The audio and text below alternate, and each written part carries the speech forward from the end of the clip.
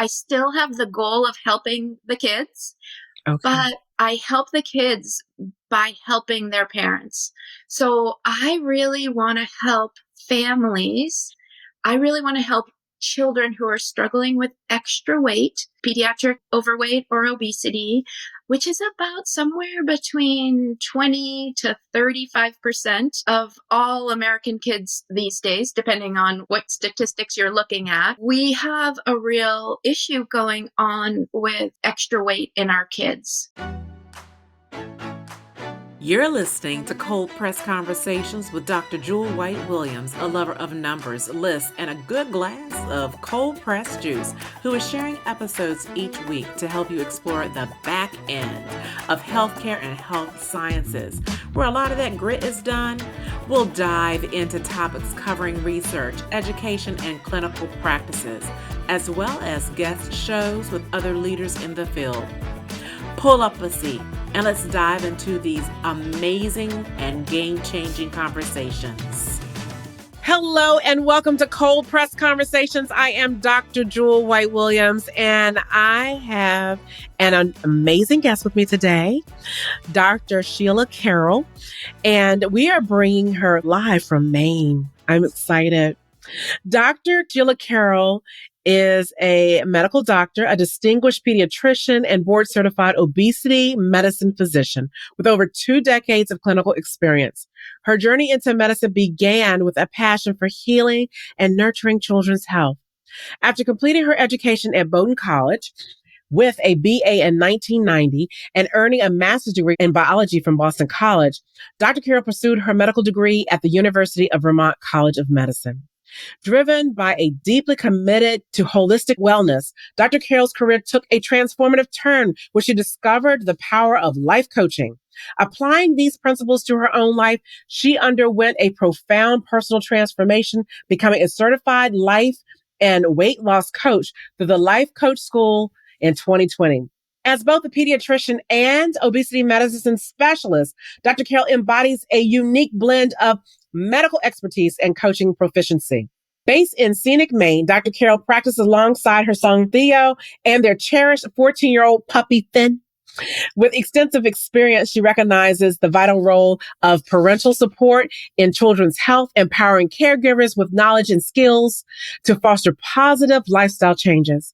Dr. Carroll's dedication to her field is evident in her certifications, American Board of Pediatrics, the Diplomat American Board of Obesity Medicine, and with compassion and dedication, she works toward creating healthier, happier futures for families and one transformation at a time. I welcome Dr. Carroll. Thank you so much, Dr. Jewel. Thank you for having me. I love this. Oh, I love this. I know you're probably concerned whether or not I'd say Bowdoin College right. I was more concerned with saying that I graduated in 1990. Practically. It does not seem possible, but it's true. That is actually one of the first colleges that I did a tour for. Oh, yeah. So when we traveled to Maine with my church, he had all of us who were getting ready to go to college within a 2-year time frame. He worked it out so that we had tours for Colby and Bowdoin. Oh, cool. Yeah. So wasn't that neat? Yeah. I think one of us out of our church youth group went to Bowdoin. Oh, wow. That's great. Isn't that neat? That's so great. So that was pretty inspiring. You know, I like the way you have so much to talk about. I mean, we're talking about children. There is an epidemic that's going on in regards to children and making sure that they're healthy. Yes. And you decided you were going to be a life and weight loss coach. And is that for children only? I left my clinical job in medicine. So after about 20, 23 years of medicine, working in the office, I left clinical practice to start my own coaching business for parents. So I'm only working with parents now. I still have the goal of helping the kids, but I help the kids by helping their parents. So I really want to help families. I really want to help children who are struggling with extra weight, pediatric overweight or obesity, which is about somewhere between 20 to 35% of all American kids these days, depending on what statistics you're looking at. We have a real issue going on with extra weight in our kids. And Yes. I like what you said earlier, that it's not so much about the actual number on the scale or the weight so much as it is about their health.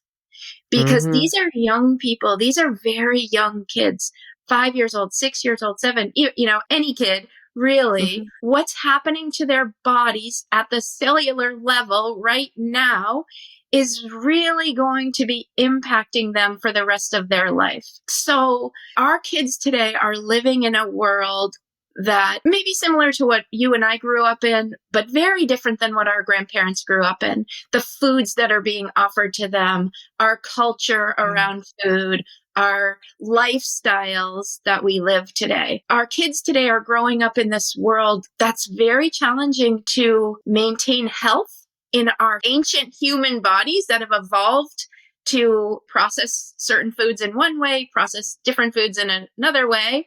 And how do we help our kids stay healthy in today's modern world? So this Yeah. is why I work with parents, because this is very complicated and very complex, and it takes a mature brain, a mature prefrontal cortex to make a lot of these decisions. And that's why I saw, when I was able to spend time with parents, I could more effectively help kids than spending time trying to talk to a 7-year-old about their food choices or a 7-year-old about their sleep.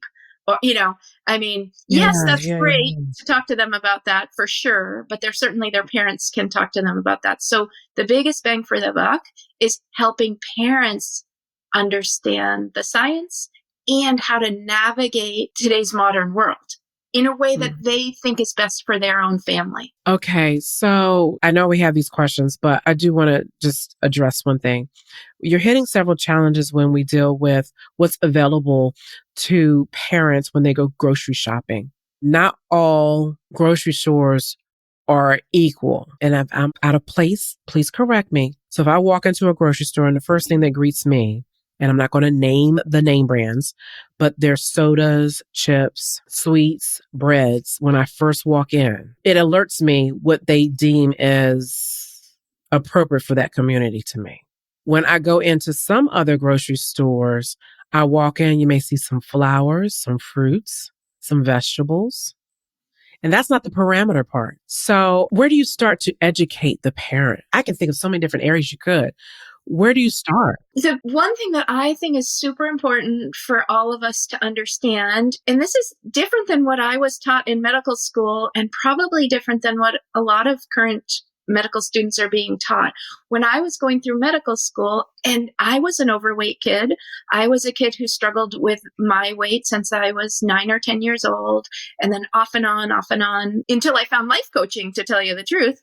That's a whole nother story. But what we're told is to lose weight, you need to eat less and move more. So it's about calories in, calories out. A calorie is a calorie. 100 calories of broccoli is the same as 100 calories of a sugar, or cookies or cake. Well, we know that that's not true, Mm-hmm. because they might be 100 calories each. However, how the human body responds to broccoli, which is just complex carbohydrate, versus responds to a cookie or something with sugar, at the hormonal level, at the cellular level, our human body has a different response to that. And so how most kids are gaining weight these days is they're eating a lot of ultra processed foods, which contain a lot of sugar, a lot of added sugars, and they're designed to be overeaten. You've got two things going on. You're eating foods that are making your blood sugar go up, which Mm-hmm. is making your insulin go up. And when your insulin is going up, insulin's a fat storage hormone. Evolutionarily, that's been great for us because that has kept our species alive over the thousands and thousands of years. But in today's world with ultra-processed foods, when our kids or us even are eating foods that are causing our insulin to go up, we are just storing that food as extra weight on our body as fat tissue. Weight is a combination of hormonal issues, understanding glucose and insulin. There's other hormones that are important to talk about, and calories are important too, but somehow the message to kids is just eat less. So if you just had 3 cookies instead of 6 cookies, you're not going to lose weight, and in fact, you're still going to gain weight. And the food choice that you're making for the cookies is driving you to eat more. You're not going to be satisfied with 3 cookies because they're designed to get you to eat more. So that kind of education, helping parents understand like the science behind weight gain and weight loss. So then you say, okay, well, if that's how we're gaining weight, how do we lose weight? When we're talking about losing weight, we don't want to lose our muscle mass, and especially for our kids. What we want our body to do is use the fat stores that it already has, the excess energy it has stored as fat. We want our body to start burning that for fuel. And so how do we do that? How do we get our body to transform to becoming a fat burning machine? Is we choose foods that keep our insulin level low for the most part. And honestly, the very first step is eating real food. Even fruit, people say, well, fruit has sugar in it. Yes, but not to the same degree that highly processed food has sugar in it. And fruit has sugar that's packaged with fiber and micronutrients, and that slows down the sugar absorption. So the first thing I work on with parents is understanding the importance of a real food diet, getting away from ultra-processed foods. Okay, got you. The real food diet. I love it. I love it. And it's not really a diet. It's a lifestyle choice. When I say diet, it's just what you're choosing to eat. Look, I'm going to say this, Dr. Carroll. Forgive us. I think we've aged ourselves, but it's a term. It's a term that we are so used to just saying. It just comes and flows. It's just a way of eating, y'all. Okay. It's not a diet like, oh, here's a piece of paper and it tells you what to eat. Yeah, that's not what I'm talking about. Yeah, the human. I said, I had to say that, Dr. Carroll. I said, sorry, PSA, we've just aged ourselves. But anyway. Yeah. But that's good. I like that. So we laughed it off, but what do you think are some of the challenges or misconceptions that parents face when they're supporting their children's health and wellness? Often parents are worried that they are going to harm their child or create a problem if they focus on eating real food. And I see a lot of fear in parents about trying to change the way their child is eating. They don't want to make their child feel badly that they're changing. And they also are worried that if I tell my child that they can't eat this, then I'm going to cause an even bigger problem than potentially overweight with either an eating disorder or self-esteem issues, things like that. One thing I talk about with the parents with that is we can take the whole conversation off of weight and just switch it to health. Because when you switch it to health and talking about keeping somebody healthy, we do this for our kids in so many other ways. I have a 12-year-old son, Theo. I don't let him smoke cigarettes or vape. I don't provide that for him because I know it's not healthy for him. Yes. I have him wear his seatbelt because I know it's healthy for him. His bike helmet, all the things that we parents do that we really believe are healthy. We feel very committed, even if he gets really upset. I'm probably not going to drive my car if he's unwilling to buckle in. I'll wait for him, So I think one thing that's super helpful for parents to learn is we need to start understanding our food system in this exact same way. What's safe for our kids at the cellular level. For example, soda. We call it soda up here. I don't know what you guys call it. Do you call it pop? Where I am, we still call it soda, but just go a couple hours away, we're going to call it pop. Yeah. So, for example, if you took a, popular brand of soda, you'd have to look at the back of the can, but it might have 60 or 70 grams of added sugar in one Yeah. can of soda. So it's recommended for kids to have about 24, 25 grams of added sugar per day in one day, in one 24-hour period. So if you're drinking a soda, you are getting, twice that or, 2+ times that amount of sugar.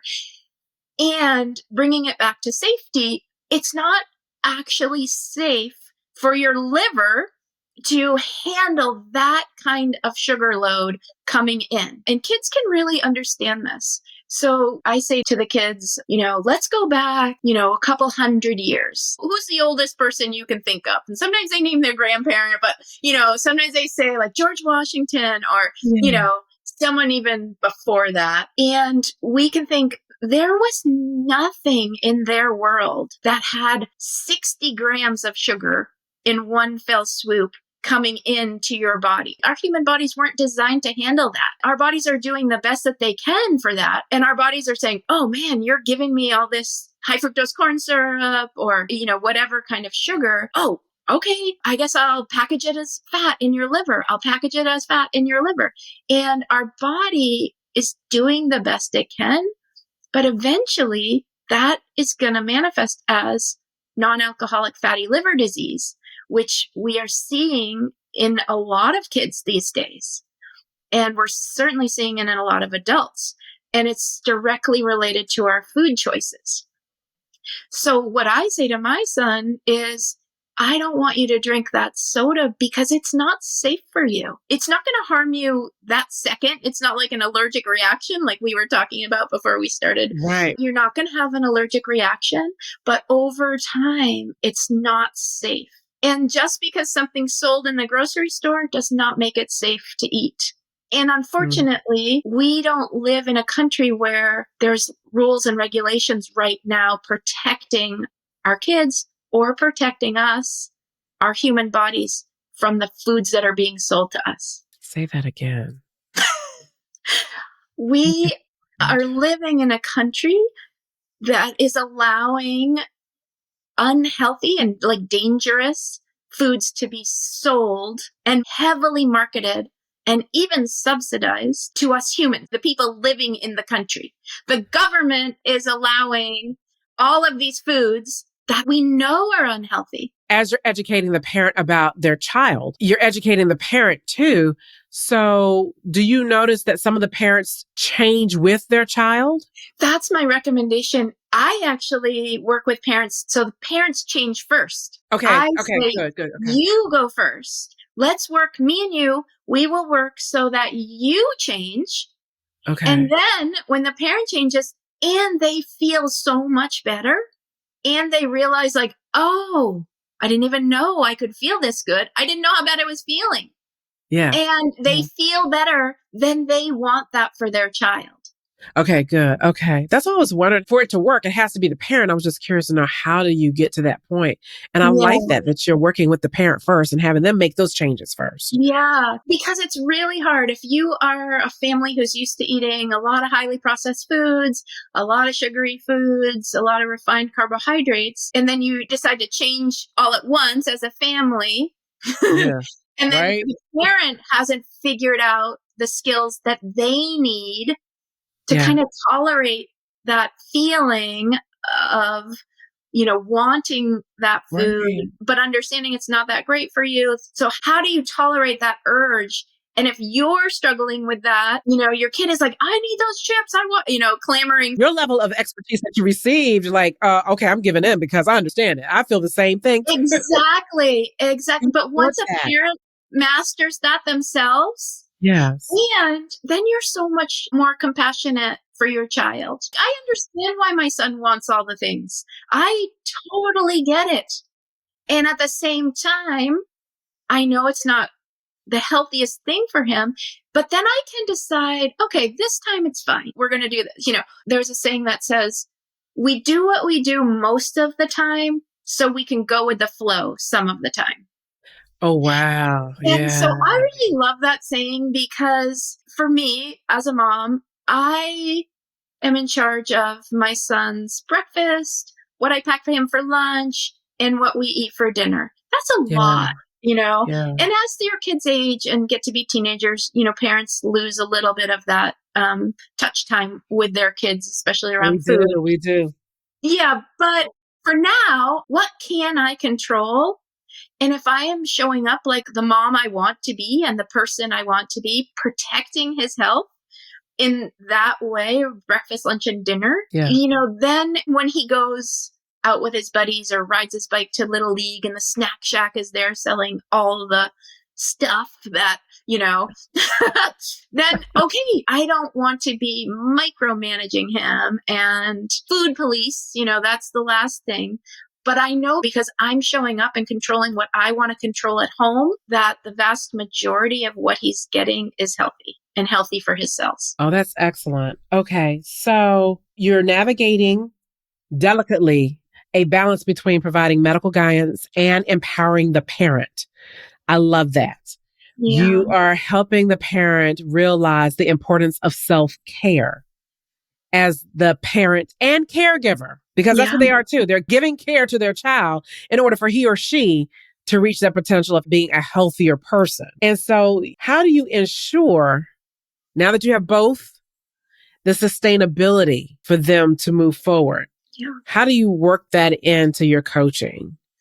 So the whole goal is for the parent, the individual person, to decide what they think once they know about the science, once they have some of the skills to make the habit changes that they want to make, then they get to decide how they want to live their life, how they want their family to eat. This is not me telling any person, you should eat like this. Here's a list. Just eat this, because that's not sustainable. That's like a traditional, the word diet, which has a beginning and an end.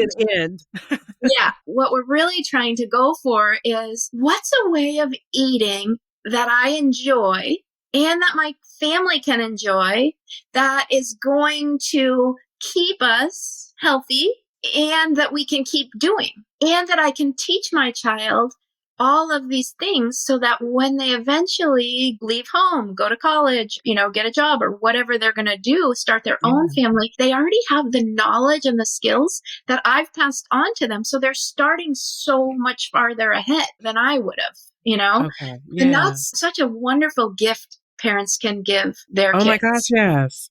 Oh, yes. Because as a child matures, their body changes. If you're starting off on the wrong foot, and I could be wrong, but I say this to my child, I said, what happens to you in your youth will catch up to you later in life. Yes, unfortunately, the food system that we're living in, the modern food that's being sold to us, and the culture that we're living in is not conducive to maintaining human health. This is why we can talk about the pediatric overweight and obesity epidemic, but we have an adult overweight and obesity epidemic, diabetes, all of the things, and mental health as well. And that's all tied in to the food choices that we have. So for me, this is great news for parents, because you're in so much more control than we're led to believe. As a parent, we can really educate ourselves and learn some skills of how do we start eating in a way that's healthy for us, that we enjoy, and that we don't feel deprived. Because why do people fail diets or fail sticking to something or can't make a change? It's because of the way they're thinking about that change. Mm-hmm. Like if you eat a salad instead of hamburger, even a hamburger is good, just skip the bun, but like pizza or macaroni and cheese, for example, right? If you're choosing this every day, but if you are feeling unhappy that you're choosing the salad, and you're saying, I have to eat this salad, this is terrible, blah, blah, and you're cranky and you're frustrated about it, you're never going to keep doing that. No, it's not going to work. And so this is the power of coaching. And this is what I needed. And what changed my life when I hired my first coach was I realized that it was my thoughts, the thoughts that I was having, both conscious and kind of unconscious thoughts that were creating my feeling of being deprived or angry about having to eat a salad. So I could look at my thoughts like if I had the thought, this isn't fair, or I should be able to eat whatever I want. Like, is that thought helping me? Because it's making me angry, number one, or it's making me feel deprived. And then I'm probably not going to keep choosing that salad or chicken or fish if I feel deprived. Yeah. But if I go back and I think, okay, that thought's really not helping me. Okay, that thought's completely optional to me. I can choose a new, more helpful thought. And okay, what would that be? Yeah. Okay, I'm choosing to eat this salad because I like the way I feel when I eat it, or I like the results I'm getting. It's helping me achieve my goal of health. And then when you choose food based on the thought, I'm choosing this because I want the result of health, then you feel committed and not deprived, and you keep doing it. Yes. This is why I switched out of traditional medicine, because I was in the office telling people like a bunch of action lines, a to-do list. Do this, eat this, don't eat that, get this much sleep, get some exercise, don't sit around all day, all of the things. And the people would leave the office and they might say, oh yeah, okay, good. And then you get home and you're like, yeah, but how do I get myself to actually do all those things? Yeah. And that's the power of coaching. That's where, when I learned these skills, how do I get myself, not in like a trickery way, but how do I understand what I'm thinking and harness the power of my own mind to help me do the things I know I want to be doing? That's what a coach is for someone. Yeah, exactly. It's truly the mindset. And this is why kids can't do this for themselves. No. Because that meta skill of thinking about your own thinking and, pausing and reflecting, like that takes a mature prefrontal cortex. And that doesn't get to be mature until you're 25 years old. So to ask my 12-year-old son, hey, Theo, think about your future self. Think about future Theo and what he's going to want to be a fast runner. He literally said to me, Mom, I don't care about future Theo. So that's a kid for you. Exactly. That's so normal. Of course he doesn't. That's a child's answer. And to be honest with you, he was extremely honest. Yeah. And that's the reason why we have to have the parent or the caregiver to give that guidance. So we act as our kids' prefrontal cortex. Yes. Yeah. That's what we're doing. It doesn't have to be perfect. This is not like, quote, ruin your child's life by not giving them any treats. No, it's just understanding how the human body works and how can we make that in today's world where so many outside forces are combining to worsen our health. Yeah. And we actually have to actively protect our kids' health today. We do. How can they learn more about what you do? Where could they go? Well, I have a website. So this is new to me as a business person versus a doctor. My website is my whole name, SheilaCarrollMD.com. They could email me through that. I am so elated that you came on. Seriously, so many parents have questions. So many parents don't know where to start. Yeah. So many parents consider it as a problem is bigger than what they can handle because the child is going to say no or bark at it. But we're not going to that point. We know we have to start with ourselves first as the parent, as the caregiver, and work with ourselves first and then move forward. And that's what I'm hoping today parents will understand. Okay. Yes. Agreed. So thank you so much for joining Cold Press Conversations, Dr. Carroll.